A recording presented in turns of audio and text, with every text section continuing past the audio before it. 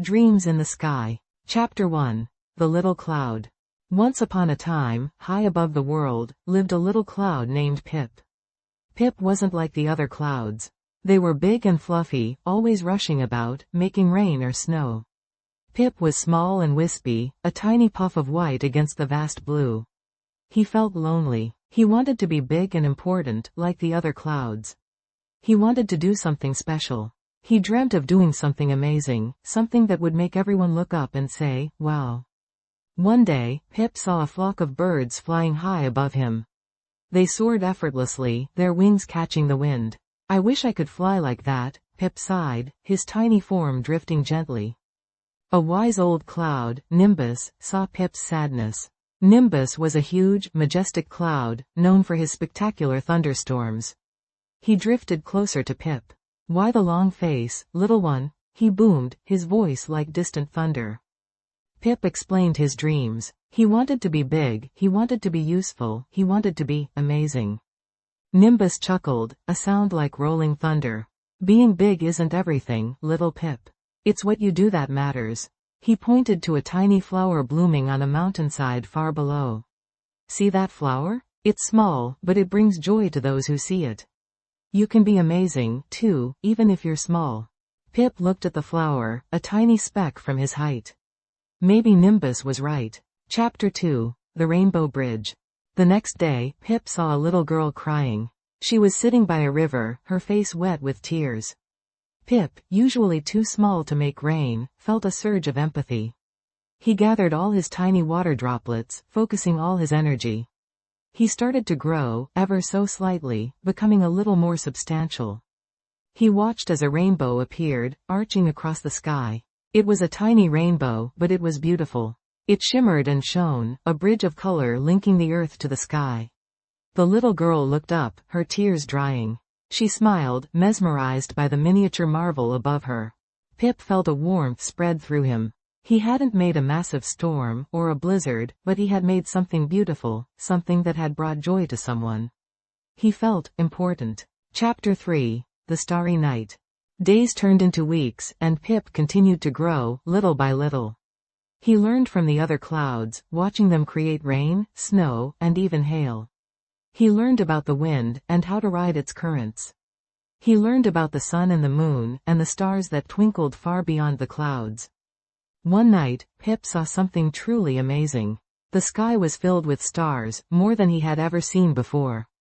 He felt a longing to share their beauty with everyone below. He collected the tiny specks of starlight reflected in his droplets, and with a gentle push from the wind, he guided them down to earth.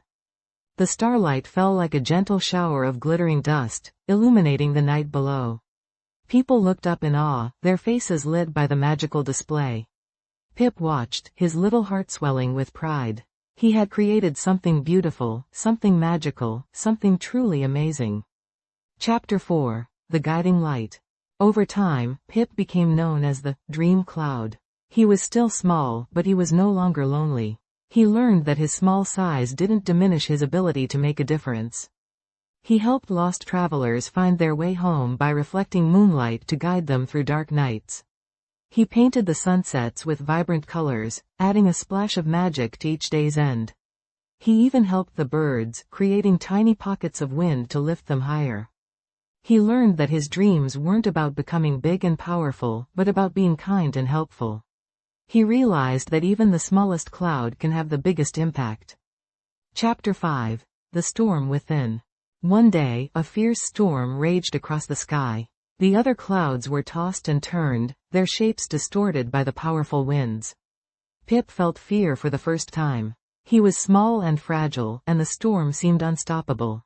He huddled close to Nimbus, seeking comfort and guidance. Nimbus, despite his immense size, seemed weary. "Even I feel threatened by this storm," he admitted. "But we must hold on, little one. We must endure." Pip watched in awe as Nimbus battled the storm. He saw the immense strength and resilience of the big cloud, and it gave him courage. He didn't run away, he held his ground. He helped the smaller clouds navigate the turbulent winds, offering comfort and support. The storm eventually passed, leaving behind a sky washed clean and bright. Pip, battered but unbroken, felt stronger than ever before. He had faced his fears and emerged victorious. He understood now that even in the face of adversity, dreams can still take flight. Chapter 6. A Constellation of Dreams. Years passed. Pip was no longer a small, wispy cloud. He had grown, becoming a medium-sized cloud, full of wisdom and experience. He still wasn't as big as Nimbus, but he had earned his place in the sky. He continued to help others, sharing his wisdom and kindness with all he encountered. He taught other small clouds how to find their purpose, and how to make their own dreams come true. One night, looking up at the sky, Pip saw something truly remarkable. A constellation, formed by countless tiny stars, shone brightly in the night sky. Each star represented a dream that had come true, a dream that Pip had helped to ignite. He looked down at the world below, and a feeling of profound contentment washed over him.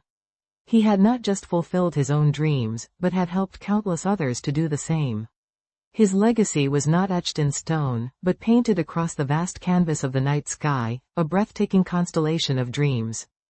Pip, the little cloud who dreamed of being big, had become something far greater.